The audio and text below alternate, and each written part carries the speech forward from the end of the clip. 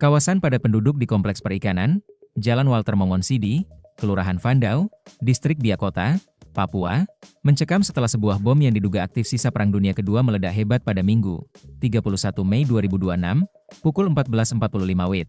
Peristiwa tragis ini mengakibatkan 3 warga meninggal dunia. Sementara 3 korban lainnya hingga kini masih dinyatakan hilang. Berdasarkan data kesaksian warga di lokasi kejadian, korban meninggal dunia teridentifikasi berinisial MA dan seorang anak berinisial Insinyur. Sementara itu, korban berinisial Mister juga dipastikan meninggal dunia, namun jasadnya belum berhasil dievakuasi dari reruntuhan bangunan. 3 warga lain, masing-masing berinisial Dr. YR dan AM, hingga saat ini masih dalam proses pencarian oleh tim penyelamat. Ledakan terjadi secara tiba-tiba dan getarannya terasa sangat kuat hingga radius yang cukup jauh, ujar salah satu warga di lokasi kejadian. Dahsyatnya hantaman bom tersebut sempat rekam dalam video amatir berdurasi 13 detik yang kini viral di media sosial.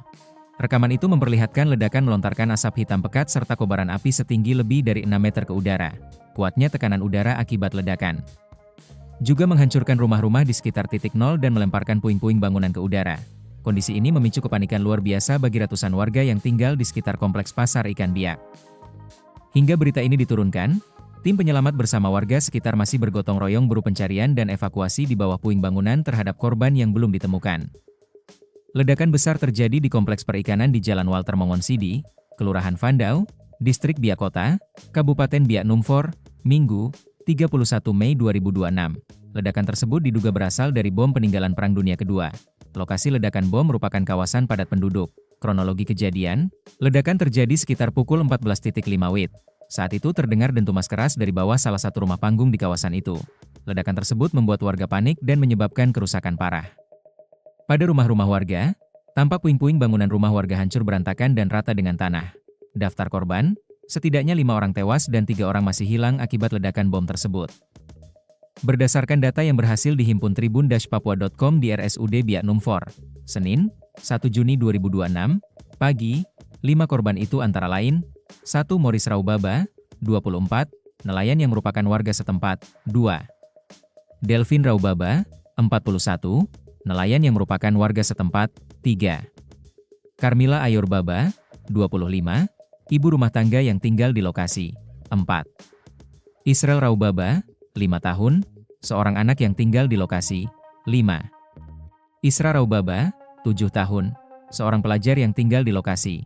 Baca juga, berikut identitas korban meninggal dan hilang dalam tragedi ledakan bom di Biak Papua, sementara 3 korban yang masih hilang adalah 1 Yulianus Raubaba, 26 tahun, yang bekerja sebagai nelayan, 2 Anes Marandov, 27 tahun, yang berprofesi sebagai nelayan, 3 Lai Madura, 45 tahun, yang bekerja sebagai nelayan.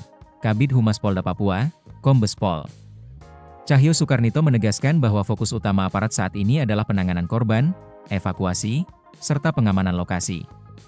Kami menyampaikan belasungkawa yang mendalam kepada keluarga korban. Personel di lapangan terus berkoordinasi dengan instansi terkait untuk memastikan seluruh korban dapat segera ditemukan dan mendapatkan penanganan terbaik, ujarnya saat memberikan keterangan kepada wartawan di Jayapura Senin, 1 Juni 2026. Diduga masih ada bom di lokasi. Tim Jibom Gegana dilibatkan. Pencarian korban hilang masih terus dilakukan hingga Senin pagi dengan melibatkan tim penjinak bom, Jibom, Gegana Polda Papua. Dilansir Kompas.com, Kapolres Biak Numfor AKBP Ari Trestiawan mengatakan, pelibatan tim Jibom Gegana dilakukan karena diduga masih terdapat bom di sekitar lokasi kejadian. Keterlibatan tim Jibom Gegana adalah untuk memastikan kondisi benar-benar aman sehingga pencarian korban bisa dilakukan secara maksimal.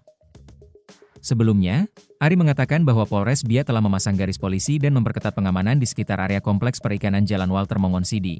Kami sudah melakukan sterilisasi TKP dan identifikasi bersama dengan seluruh aparat. Ada beberapa rumah yang kondisinya rusak dan kami juga mengidentifikasi beberapa korban. Tentunya kami belum bisa menyimpulkan penyebabnya. Nanti akan kami laporkan lebih lengkap setelah hasil laboratorium dan penyelidikan keluar, kata Kapolres Biak Numfor AKBP Ari Trestiawan dalam keterangan yang diterima tribun-papua.com, Minggu, 31 Mei 2026. Ari mengimbau agar warga tak mendekati TKP hingga proses penyelidikan selesai. Ia juga meminta masyarakat tetap tenang dan tidak menyebarkan informasi yang belum terverifikasi. Aparat memastikan setiap perkembangan penyelidikan akan disampaikan secara resmi kepada publik.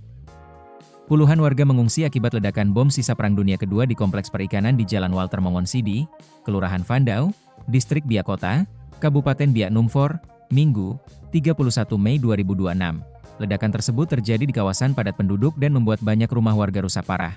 Di lokasi kejadian, tampak puing-puing bangunan rumah warga hancur berantakan dan rata. Puluhan warga mengungsi akibat ledakan bom sisa Perang Dunia Kedua di Kompleks Perikanan di Jalan Walter Mongoonsidi, Kelurahan Vandau, Distrik Biak Kota, Kabupaten Biak Numfor, Minggu, 31 Mei 2026. Ledakan tersebut terjadi di kawasan padat penduduk dan membuat banyak rumah warga rusak parah. Di lokasi kejadian, tampak puing-puing bangunan rumah warga hancur berantakan dan rata dengan tanah. Dilansir Kompas.com, Kabid Humas Polda Papua, Kombes Pol Cahyo Soekarnito mengatakan ada 55 warga yang mengungsi karena rumah mereka rusak. Warga yang mengungsi akan difasilitasi oleh pemerintah Kabupaten Biak Numfor. Selain itu, 19 orang dilaporkan mengalami luka-luka, 5 orang tewas, 3 korban masih hilang. Setidaknya 5 orang tewas dan 3 orang masih hilang dalam peristiwa tragis tersebut.